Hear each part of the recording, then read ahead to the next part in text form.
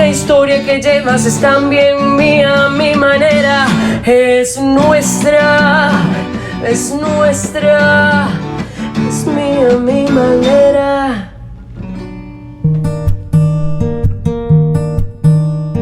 Este es el podcast La Mejor Ruta, dibujando mejores rutas para las venezolanas en condiciones de movilidad humana.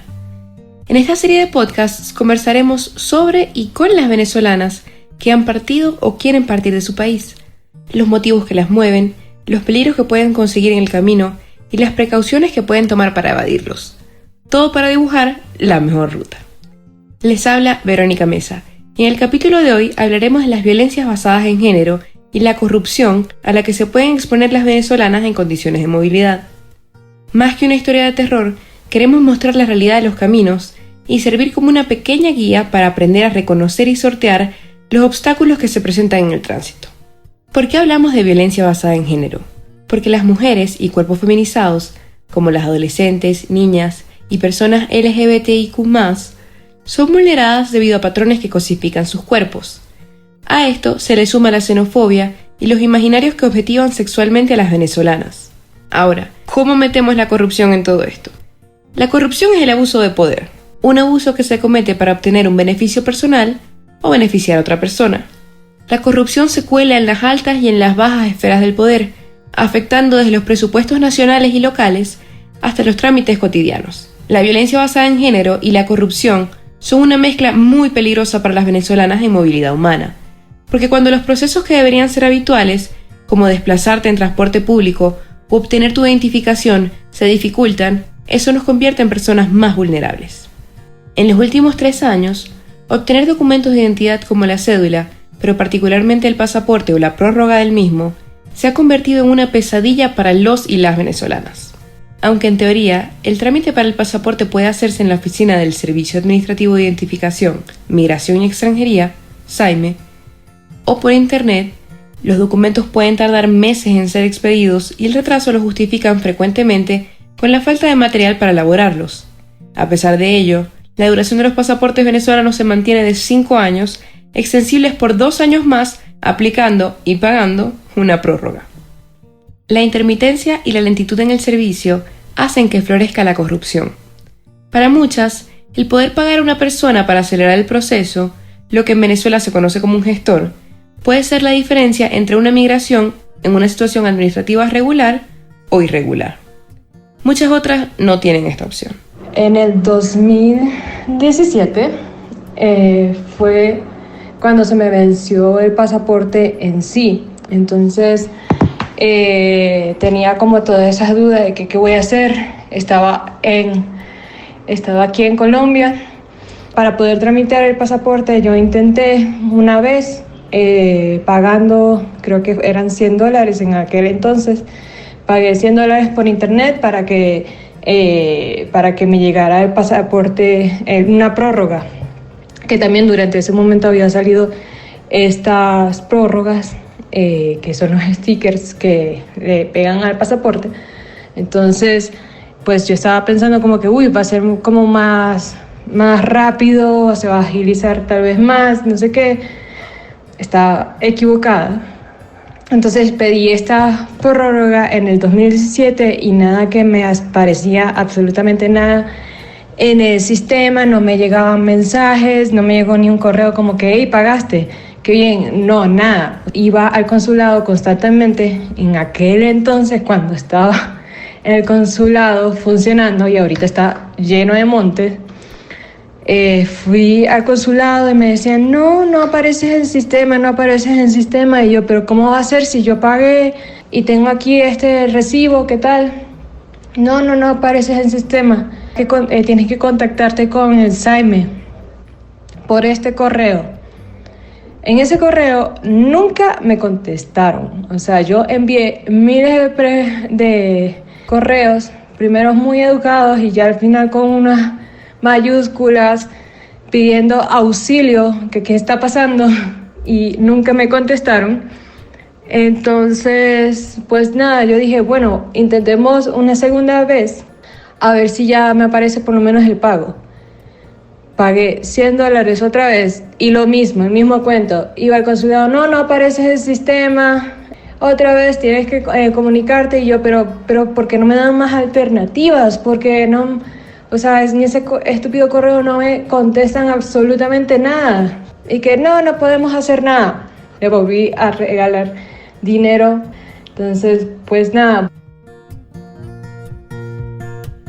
Dentro del país, las autoridades están al tanto de todas las dificultades que sufren las mujeres en condición de movilidad y se aprovechan de las irregularidades en los procesos para pedirles requisitos o documentos difíciles de obtener para luego someterlas a su voluntad.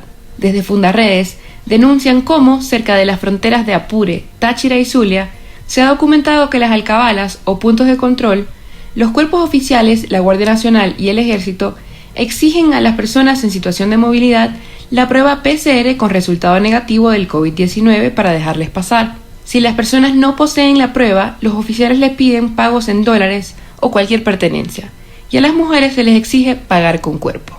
Qué preocupante que para algunas las alcabalas no lleguen a ser un refugio, sino un lugar de peligro.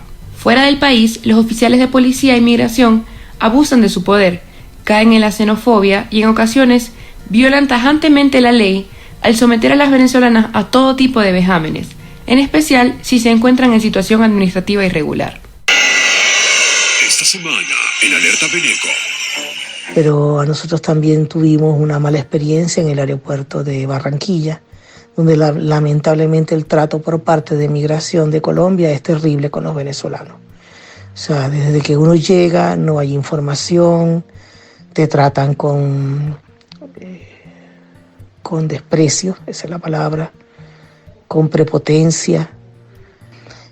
Cuando llegué a la cola, que era interminable para pasar por Migración de Colombia, de verdad la desorganización, el trato, o sea, ver cómo había varias señoras en silla de ruedas que no permitían que sus acompañantes pasaran por la fila de prioridad.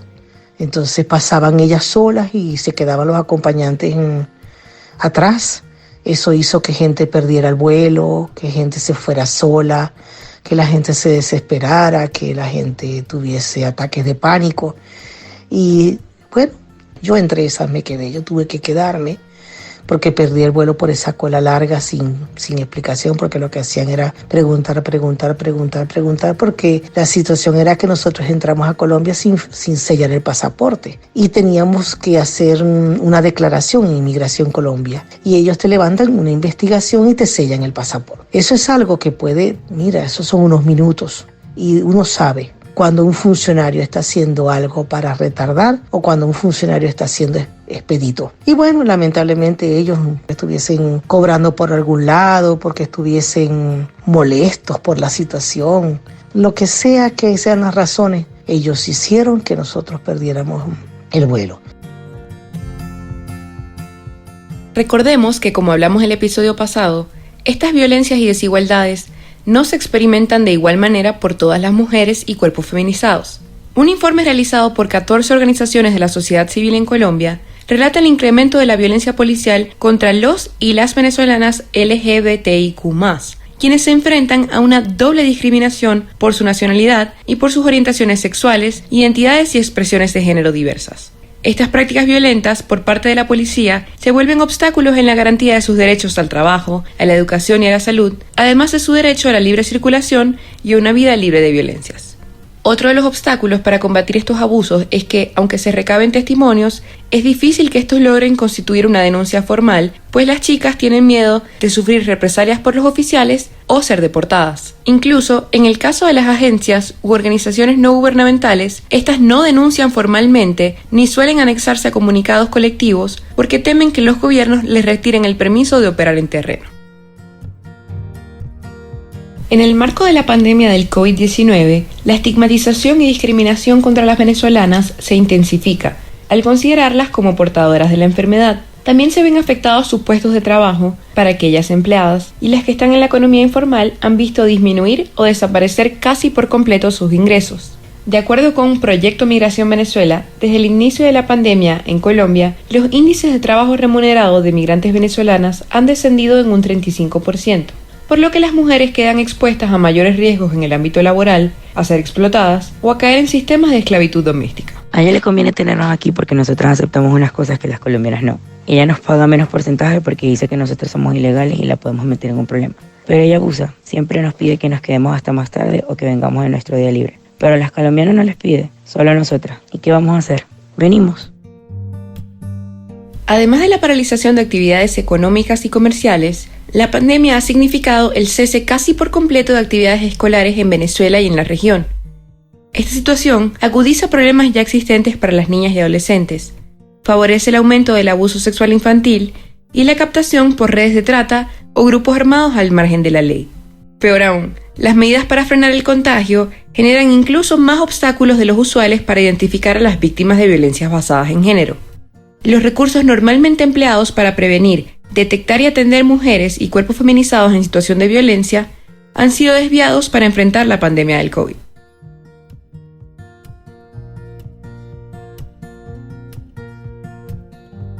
Ahora sí, hablemos de las violencias. Voy a tratar de caracterizar cada una de las violencias que podemos sufrir en la ruta, no para hacernos sufrir más, sino para que aprendamos a reconocerlas. Muchas veces sufrimos violencias que tenemos tan internalizadas que no las leemos como tales. Son tan cotidianas para nosotras que parecen no ser violencia, pero lo son. Es importante que aprendamos a reconocerlas y a nombrarlas, porque lo que no se nombra es como si no existiera. Aunque voy a tratar de caracterizar cada violencia de una forma particular, tenemos que saber que en ocasiones la línea entre estas violencias se vuelve difusa, porque suelen suceder de una manera o bien escalada, o se configuran varios tipos de violencia al mismo tiempo. Por ejemplo, el acoso sexual puede escalar a una agresión sexual o a una violación. También, un escenario de violencia intrafamiliar o violencia doméstica se puede conjugar o suceder al mismo tiempo que una situación de trata o explotación sexual. Comencemos con el acoso sexual.